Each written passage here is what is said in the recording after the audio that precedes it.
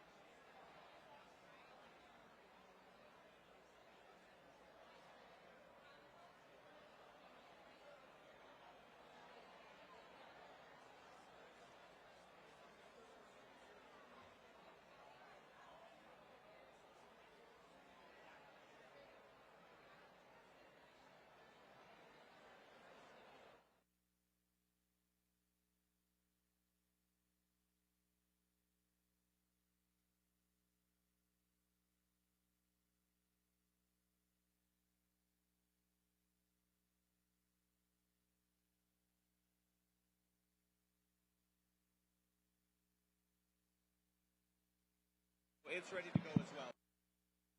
That on right there.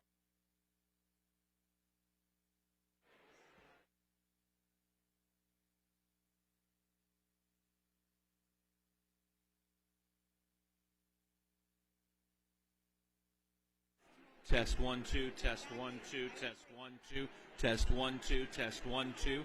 Test 1 1 1 1 1 1 2. Test 1 2.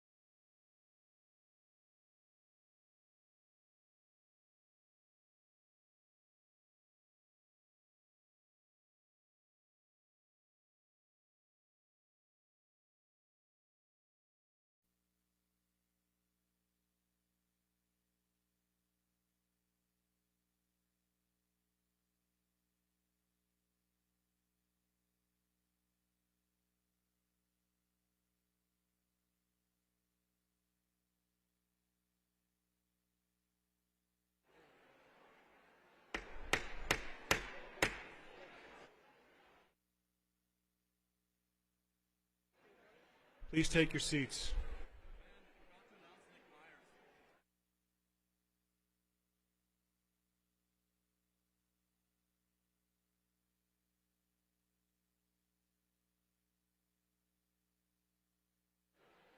Members, guests, please take your seats.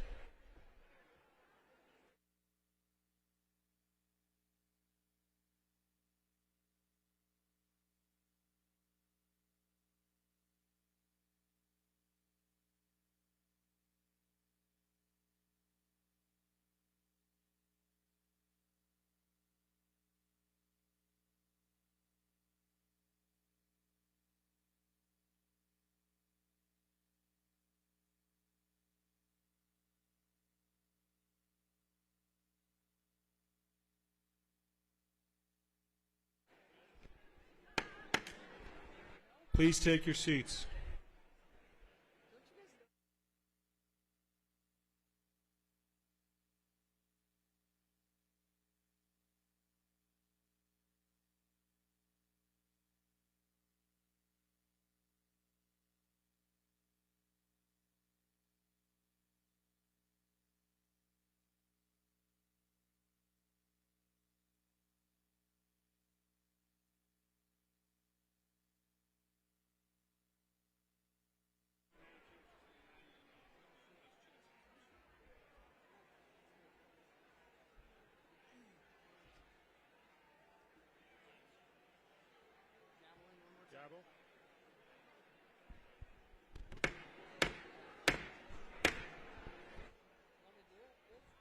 Members, please take your seats. Guests, please take your seats.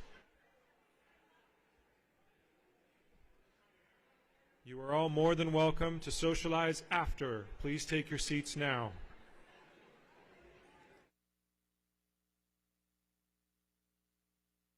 Oh, I'm sorry.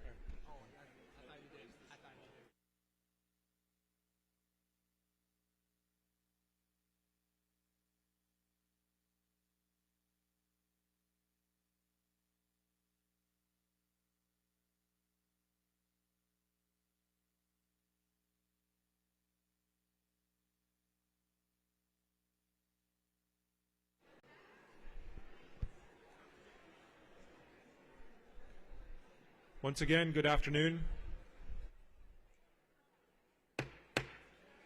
The House will please come to order. I'd like to introduce President Warren Petersen of the Senate.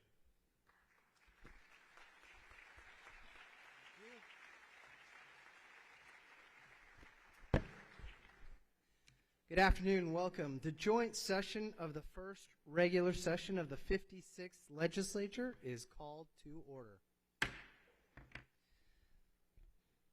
I call in the Sergeant at Arms to announce the Governor's arrival.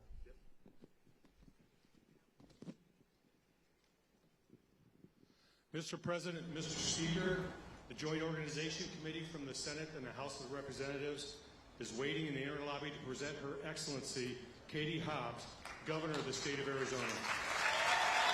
Will the members of the Joint Committee please escort her honor, the Governor of the State of Arizona, to the right of the podium.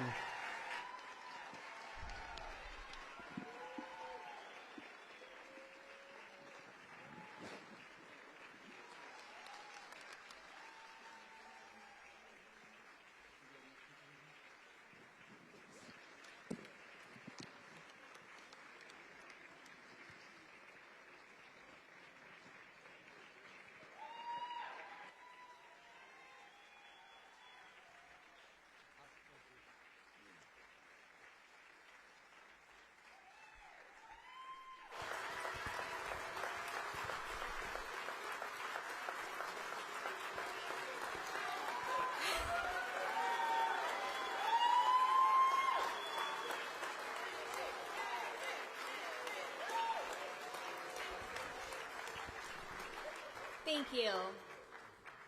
Good afternoon. Chief Justice Brutinel, Secretary Fontes, Attorney General Mays, Treasurer Yee, Superintendent Horn, Mine Inspector Marsh, Speaker Toma, President Petersen, leaders Tehran and Kano, members of the legislature, Supreme Court, and Corporation Commission, tribal leaders, honored guests, and Arizonans in every corner of our state, it is an honor to join you here today. We gather every year for this annual tradition, but before we begin, I want to take a moment of personal privilege to honor a man who lived his life in this state, in service to this state. Mel Hanna, who served as the chair of the Secretary of State's Community Advisory Council during my tenure and a member of the Commission of African American Affairs, passed away last night. His family and friends are in my heart and prayers today. And in the spirit of service that he embodied, let's begin to have candid discussions about the issues facing our state and how we can work together to ensure a better future for every family and community. We are all here because we care deeply about Arizona, its natural beauty, its abundant opportunities, and most of all, its resilient, diverse, and incredible people. I know I speak for all of this state's elected officials when I say it is a profound honor to represent our fellow Arizonans, and we have an obligation to listen, to find common ground, and to craft real solutions during the 56th legislature. As a former member of both the House of Representatives and the Senate, I have a deep respect for each of you answering the call of public service. I know that clarity and understanding of the top priorities of my administration will help you make the most of your time during this session. So let me begin my first State of the State by repeating something from my inaugural address last week. If you're ready to make real progress on the issues that matter most to the people of this state, then my door will always be open. However, chasing conspiracy theories, pushing agendas for special interests, attacking the rights of your fellow Arizonans, or seeking to further undermine our democracy will lead nowhere.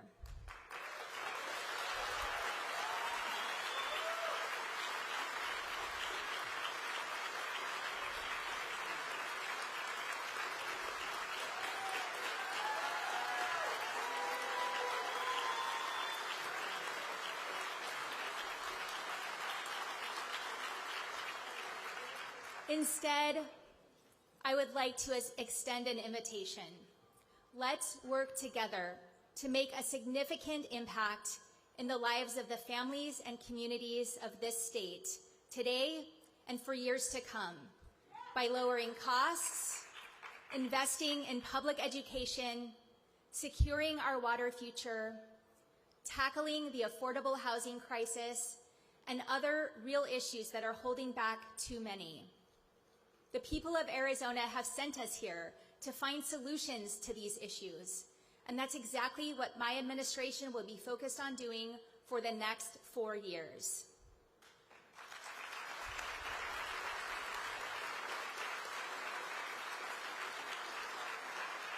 One of the things I learned as a social worker is the power of prosperity. When families are doing well, so many other things start going the same way. And while every issue that we face has complexities, one thing that's not complicated is that the easiest way to change someone's life is to offer them the opportunity for a new or better job. So to Arizona's business community, I want you to know I profoundly believe in the power of prosperity, and I am committed to partnering with you to build on the thriving, dynamic foundation we have in this state, where businesses and the people who make them run succeed together.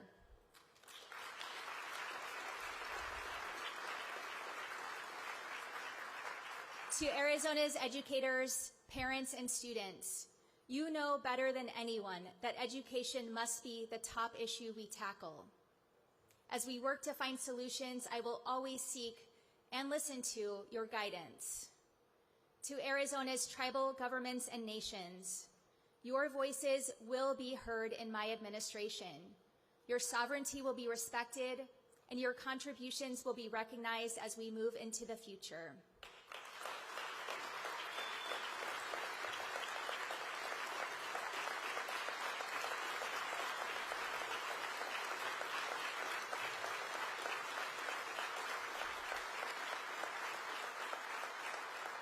To all of Arizona's diverse, vibrant, and strong communities, from Page to Patagonia, you have built our state into the incredible place it is today. As we go forward into the future, it will take all of us, to maintain our strength, fix our deficiencies, and blaze new trails for the generations that follow. We start this new chapter in a unique position. The state of our state offers promise, and we must act on it. Growing, cutting-edge companies are moving here to tap into our state's top-tier workforce and healthy business environment. However, too many of our rural communities are being left behind because they don't have the infrastructure they need, like high-speed internet. Companies have record job openings, but far too many Arizona residents can't afford rapidly increasing rents or have been priced out of buying a home. We have some of the best K-12 schools in the country, but the state has long failed to live up to its obligation to adequately invest fairly in public education in every community. And we see the results of that.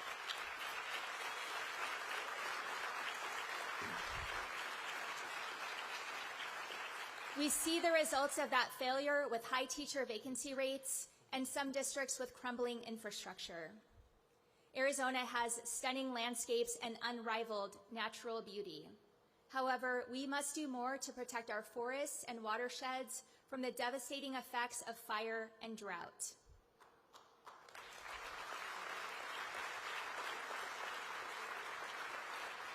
Our state has a dedicated public sector workforce, but we can do better in reflecting the diversity of our state to better serve our communities.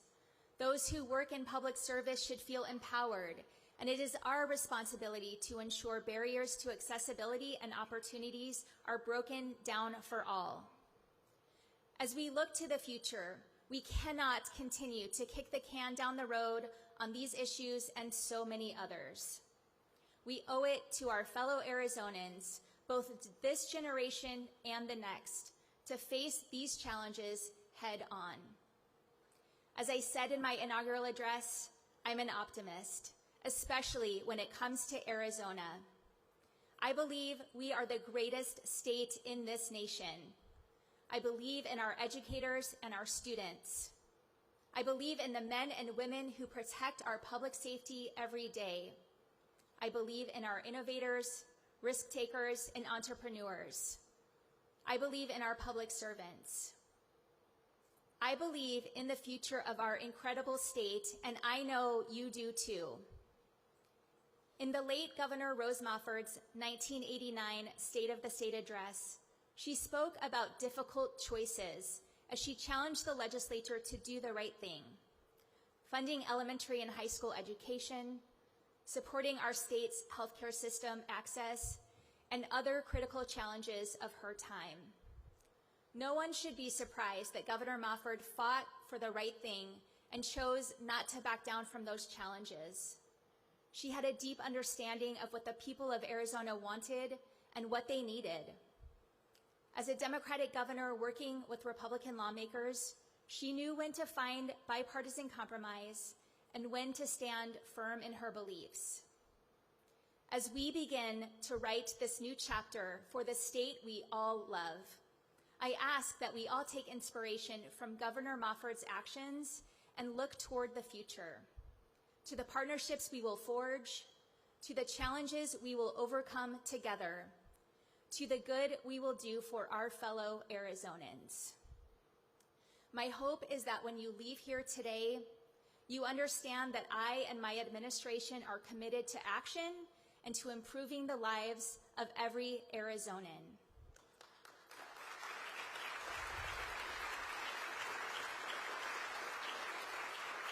And if you are committed to those same ideals, then I am ready to work side by side with you, no matter your party registration. With that, here are my priorities as we build a resilient, innovative, and prosperous Arizona for everyone. Education gave me a chance to climb my way up and build a better life. And I know that's true for countless other Arizonans and for many here in this chamber today. And that's why I've spent so much of my public life fighting for better schools and to level the playing field. And that's exactly what I'll continue to do as governor. However, before we talk about steps we'll take to improve K-12 education going forward, we must first address the potential catastrophe that will happen in just a few months if the legislature does not act to address the archaic funding cap, officially known as the aggregate expenditure limit, by March 1st. As part of last year's budget negotiations, a promise was made that a special session would be called to override this limit that's based on an out-of-date 40-year-old funding formula that's holding our public schools hostage. That promise was not kept. We must make this right. If we do not, this ticking time bomb will explode and force a $1.3 billion cut that would be one of the largest in our state's history. And it will happen in the last 2 months of the school year. Superintendents and education leaders are warning this will cause furloughs, layoffs, and possibly even school closures. It is unnecessary to allow these hysterics to go on any longer. Let's give our students, our teachers, and our parents the assurance that schools will remain open.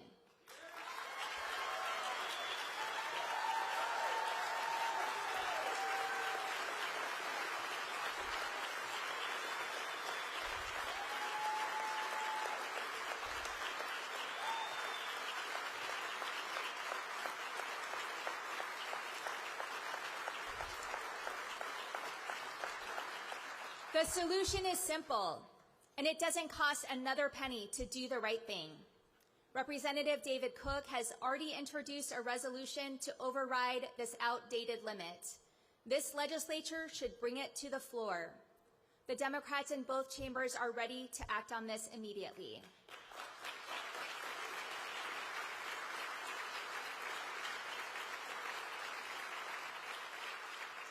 Looking beyond this pressing issue, Arizonans have made clear it's time to rebuild and reinvest in our public schools. For years, our leaders have chosen to ignore parents, teachers, and students who know we can have the greatest public education system in the nation, but instead are too often saddled with crumbling infrastructure and crowded classrooms. And rather than doing the right thing and facing these challenges head on, the previous legislature passed a massive expansion of school vouchers that lacks accountability and will likely bankrupt this state. In fact, funding this expansion is poised to cost Arizona taxpayers an estimated $1.5 billion over the next 10 years if left unaddressed. That's why when my budget is delivered on Friday, you will see that it truly invests in public schools and students, ensuring we are a prepared Arizona.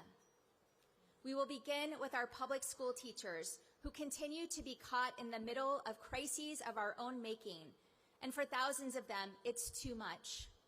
1 in 4 teachers leave Arizona schools each year, which is the highest rate in the nation. As a result, more than 2,500 classroom educator positions are vacant. As the sister of 2 public school teachers, I see how hard they work every day on behalf of their students. So to the teachers and education support professionals of our state, I see you, I respect you, and I will always stand up for you.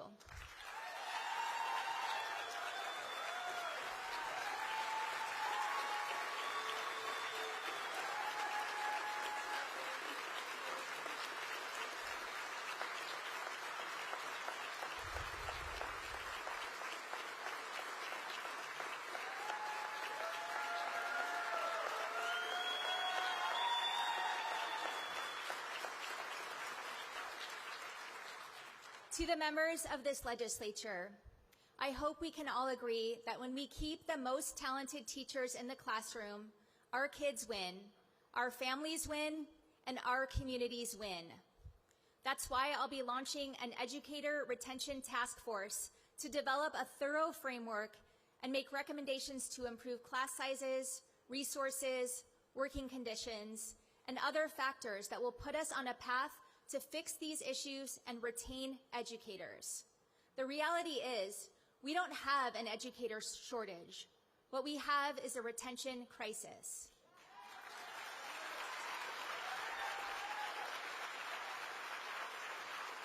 There are too many amazing professionals who have walked away from the career they love because of the uncompetitive salaries, onerous policies, and unfunded mandates this state has chosen to implement that rob educators of the joy of teaching. Teachers are creating the workforce and leaders of tomorrow, and it's time we started treating them with the respect they deserve.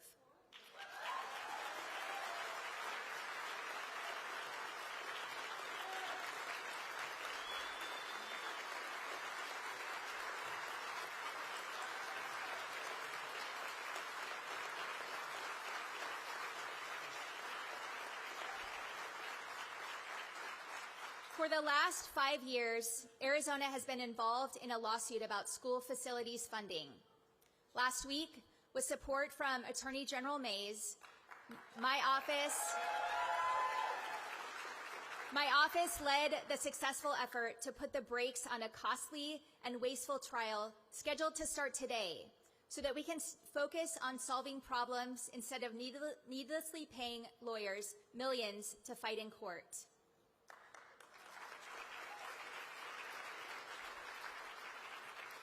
With the release of my budget on Friday, you will see historic investment in schools to address capital needs, and my office will keep working to ensure Arizona's children and teachers can learn and work in safe and secure school buildings. Another step we will take to help all communities to have the strong, effective public schools they deserve is to ensure we are funding all schools fairly. Currently, our state government distributes additional per-pupil funding based on school letter grades and assessment results.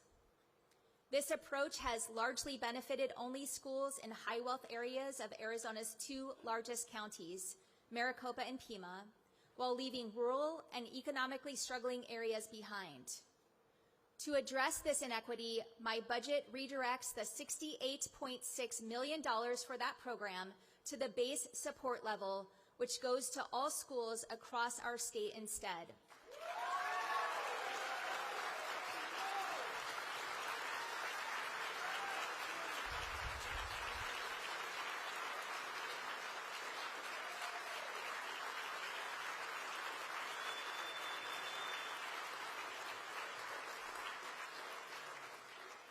Let me go on the record to say that any school that accepts taxpayer dollars should have to abide by the same accountability standards that all district schools do.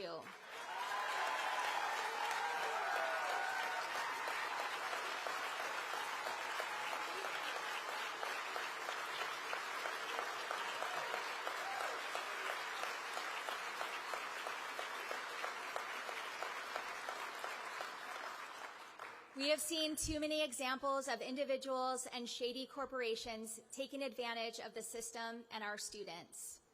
Let's work together to require that any school that accepts public dollars also participates in the Auditor General's annual school district spending report, as well as take other steps to ensure our taxpayer dollars are going where they should and being spent properly.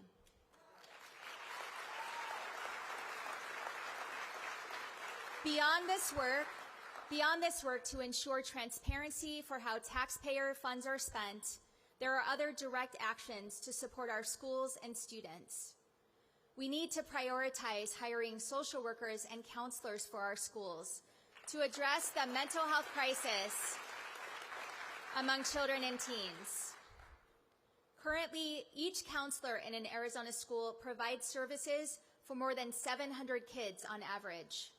That is the highest ratio in the nation and nearly 3 times the recommended standard. That's unacceptable, and we must do better.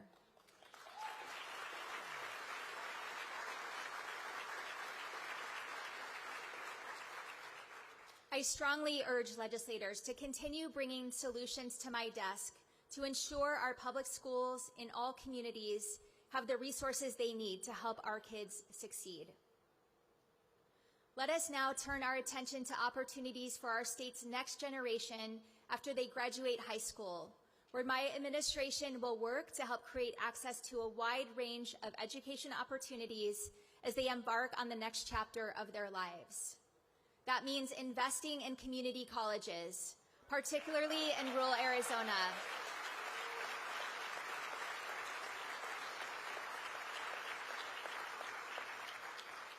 As well as dual enrollment programs statewide. So no matter where a young adult lives, they have the opportunity to earn college credit or get a good paying job.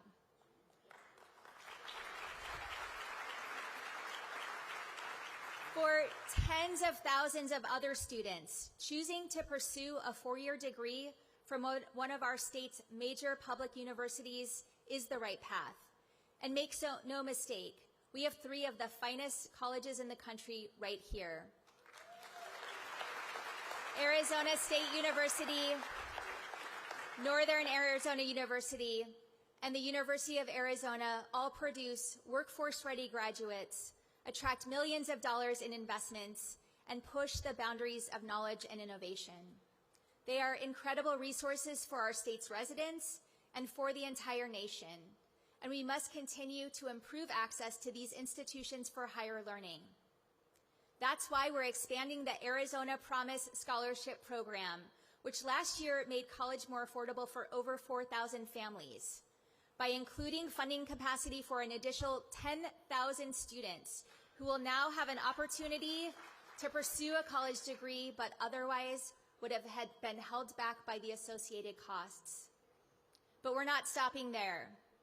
In line with the will of Arizona's voters in passing Proposition 308 this past November, my budget allocates $40 million to create the Promise for Dreamers Scholarship Program to cover all students, regardless of immigration status.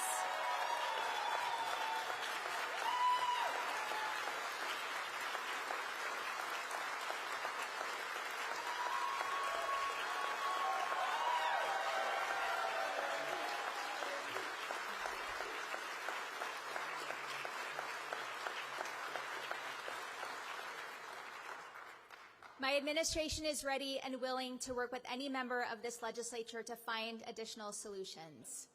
Let's work together to ensure Arizona's higher education opportunities are the best in the nation and put individuals on the path to future prosperity. As we all know, we have so many reasons to be proud of Arizona. Companies are growing here, and as a result, the job market is robust. What's more, we have enormous potential on the horizon. However, we must also acknowledge the flip side of this prosperity, that too many families are getting further away from achieving the American dream due to the high cost of housing. Our state is no stranger to the boom and bust housing cycles, but this is something wholly different. 3 Arizona cities, Tucson, Mesa, and Phoenix, have seen some of the highest rent increases in the nation. The number of individuals experiencing homelessness has risen significantly in recent years. We can do better. Let's work together to ensure that here in Arizona, any person who wants to achieve the American dream or have a safe roof over their head can do so.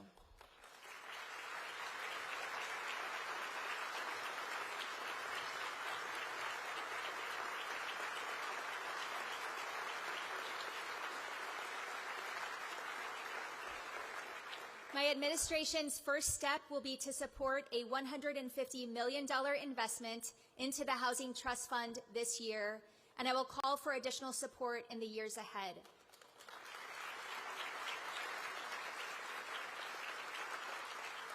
In addition to these measures, last week I signed an executive order reestablishing the Interagency and Community Council on Homelessness and Housing.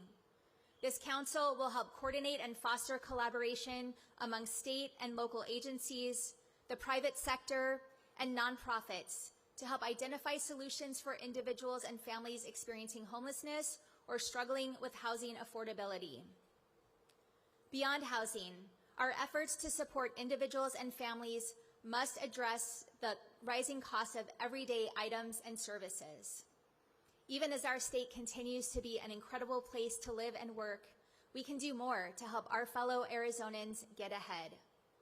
That's why my budget sets aside $50 million for a state-level child tax credit for families earning less than $40,000 a year to help pay for the rising costs of basic necessities for their children.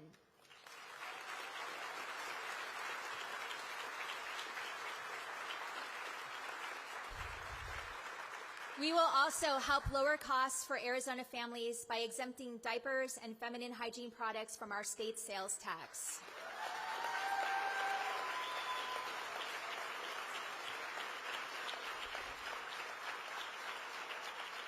These everyday items add up, and we can and should help provide this relief to individuals and families who too often must choose between paying their bills or paying for the things they need to be healthy.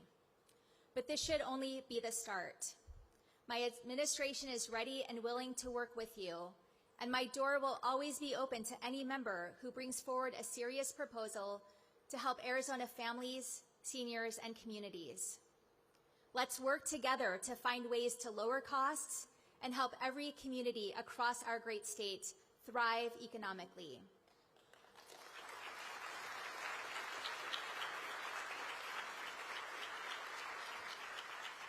Every community across our state also deserves to be safe.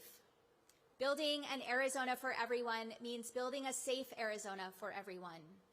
This obligation extends to our border, our broken immigration system, and the communities across the state who continue to bear the brunt of Washington's decades of failure on this critical issue.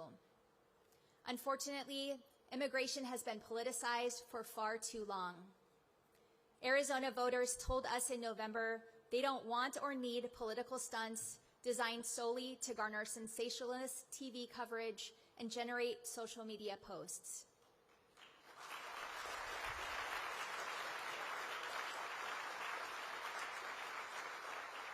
Speak to leaders in border communities and across our state, and it's clear they need real solutions after decades of failed leadership by both parties. We must take a holistic, realistic, and humane approach to help solve this issue. That means supporting sheriffs and local law enforcement in impacted communities, and it also means supporting community centers and hospitals. I am encouraged by the White House's recent actions to finally visit the border and to start proposing real steps to begin addressing the problems of the current system. And while optimistic, I will also continue to push Congress to do its job and pass comprehensive immigration reform.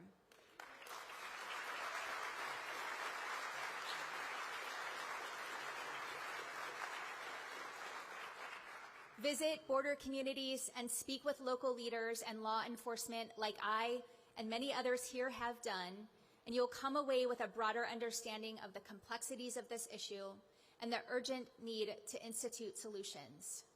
That's why I have invited Homeland Security Secretary Alejandro Mayorkas to visit the border with me and meet with community leaders, sheriffs, nonprofit representatives, and business executives in impacted communities who all want effective and humane solutions to this long-time challenge.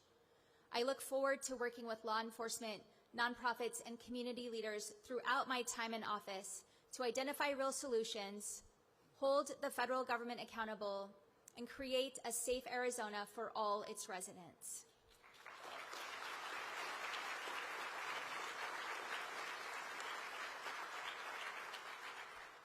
Now, ensuring a strong, safe future for Arizona means defending the freedoms of all its residents. I refuse to stand by and do nothing as my daughter, or anyone's daughter, now has fewer rights today than I did growing up. An overwhelming majority of Arizonans, more than 90% in fact, believe abortion should be legal.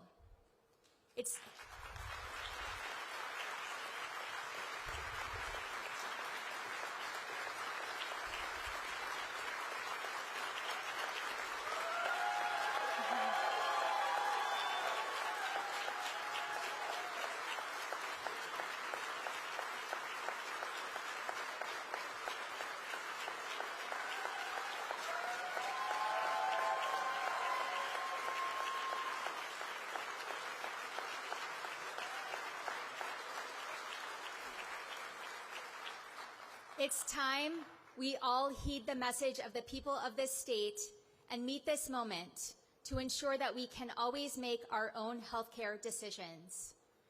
My administration will always protect reproductive freedom for all Arizonans. I will not support, and I will use every power of the governor's office to stop any legislation or action that attacks, strips, or delays the liberty or inherent right of any individual to decide what's best for themselves or their families.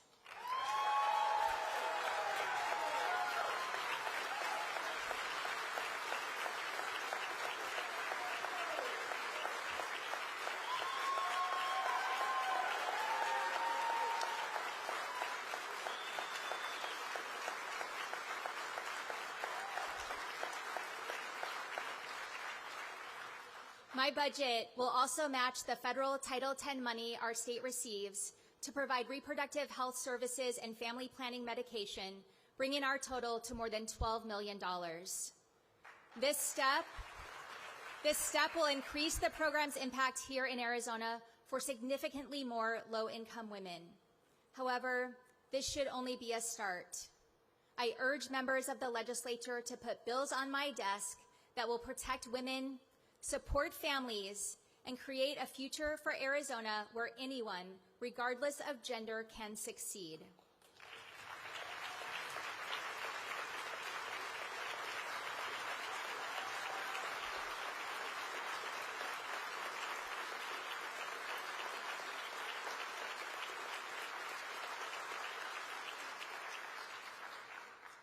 Finally, none of the solutions or even the future I've spoken about today will be possible without our state's most precious resource, water.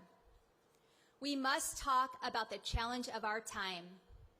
Arizona's decades-long drought over overusage of the Colorado River and the combined ramifications on our water supply, our forests, and our communities. We are in a critical moment where we must be unified, where we must form new and stronger partnerships, and where we must find bipartisan solutions at a local, statewide, and national level. This issue does not stop at state or international borders. We will all thrive together in the future, or we will all be left with the catastrophic results of our failures.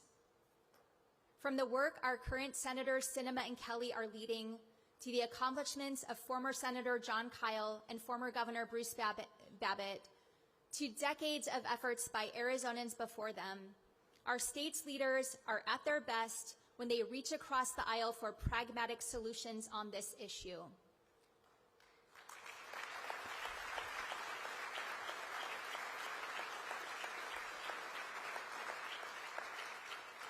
We should follow in their footsteps as we collectively face a drought unlike anything in modern times. On January 1st, the Colorado River Tier 2 mandatory water cuts went into effect, meaning Arizona will lose 21% of our water that comes from the most important river in the country. This equates to reducing our usage by 592,000 acre-feet just this year. We must also all understand this. Barring a miracle from nature, it will likely get worse before it gets better. This should be a wake-up call for all of us, because it will take all of us to solve it. Legislators, public officials, the business community, each and every one of us must commit to the partnerships needed to avoid this. The foundation of those partnerships must be rooted in transparency and honesty about the facts and what we are collectively facing. For those reasons, in the next few minutes, you'll receive a previously unreleased report by the Department of Water Resources that shows that portions of Phoenix's Far West Valley are currently short of the 100-year Assured Water Supply Program by 15% today. This report unequivocally shows that we have to act now, or this will only be the first new area that faces this kind of shortage. I don't understand and do not in any way agree with my predecessor choosing to keep this report from the public and from members of this legislature. However, my decision to release this report signals how I plan to tackle our water issues openly and directly.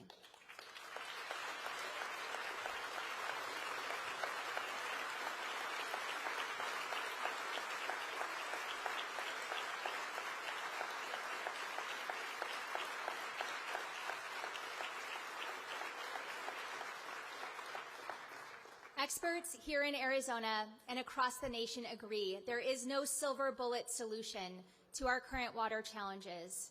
We must evaluate and invest in both short and long-term efforts that will help us achieve our goals.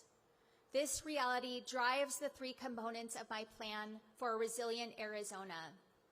First, my administration has heard loud and clear that reestablishing the Governor's Energy Office is a priority for communities across the state. In response, we will relaunch this entity as the Governor's Office of Resiliency, which will focus on water, energy, and land use solutions. This office will help coordinate efforts with the many departments, tribal governments, universities, organizations, and others involved in this effort.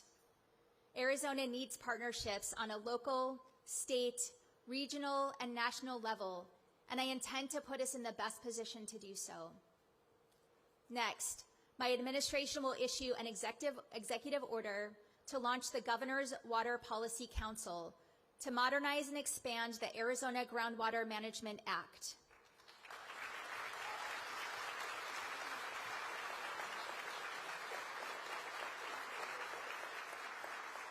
Facing our current reality, it's time to update groundwater management tools and protect groundwater supplies, particularly in our rural communities. We must take these actions today because in many parts of our state, there are effectively no restrictions on groundwater pumping, and local communities have little to no support to manage water supplies. As a result, a new water user can move in, dig a well, and pump as much water as possible, even if it dries up the community's aquifer. This is why you see a Saudi Arabian conglomerate pumping local groundwater nearly unchecked in La Paz County today to grow water-intensive crops and send them to the other side of the planet. We all know that's not right. Our groundwater should be used to support Arizonans, not foreign business interests.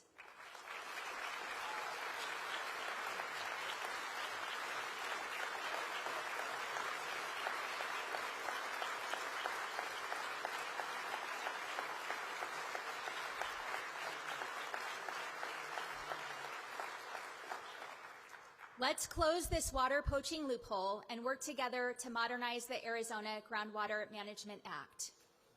In addition to this action, my budget allocates funds to help rural communities set up active management areas. All cities and towns in our state need to proactively manage our groundwater, and by funding this program, we're providing a powerful tool to ensure we strike a balance between usage and recharging our water table. For the last part of this approach, I look to you, members of the legislature. We are all in this together. Bring forward innovative solutions to this challenge of our time. We cannot let the same old partisan fights drag us down.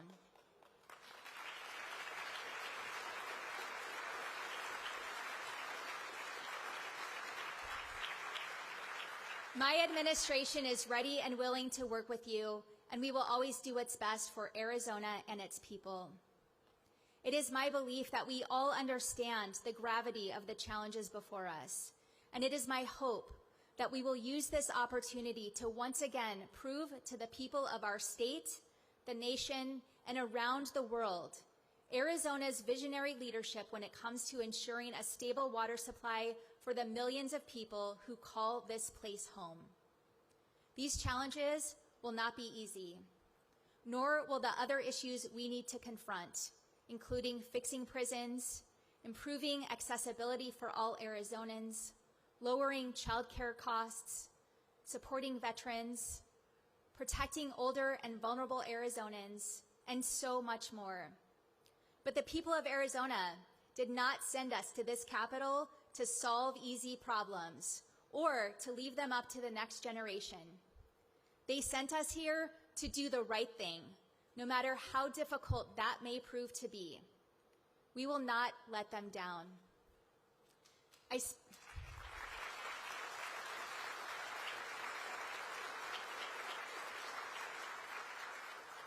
I spoke earlier in these remarks about Governor Mofford and how she challenged lawmakers to choose action to solve the challenges of their time. Perhaps nothing in her speech did more to drive home the urgency of the time than these words she shared in the conclusion. We cannot delay. Opportunities fade. Arizona's future hangs in the balance. I say to you, join with me in making these difficult decisions, and together we will journey towards the next frontier. They did just that, and together they put Arizona on a path to prosperity and improved the lives of millions of families. It is my sincere hope that we can do the same at this moment more than 30 years later. In the days, months, and years ahead of all-night budget negotiations, marathon voting sessions, and seemingly impassable disagreements, let us never forget that we all hold a deep love for this state. We are here because we want to ensure the generations that follow have a chance to also discover that love. Thank you for committing to public service, for your partnership in finding real solutions, and for the contributions we will all make going forward as we build an Arizona for everyone. Now let's get to work.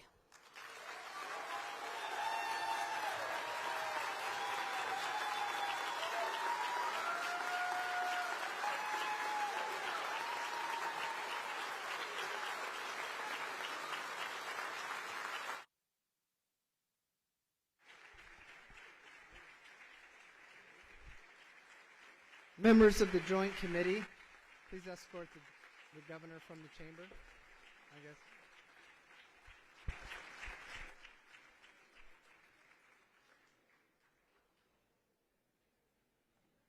Thank you all for your attendance. With that, the joint session of the regular first session of the, can you hear me? Okay. The joint session of the first regular session of the 56th legislature is now adjourned.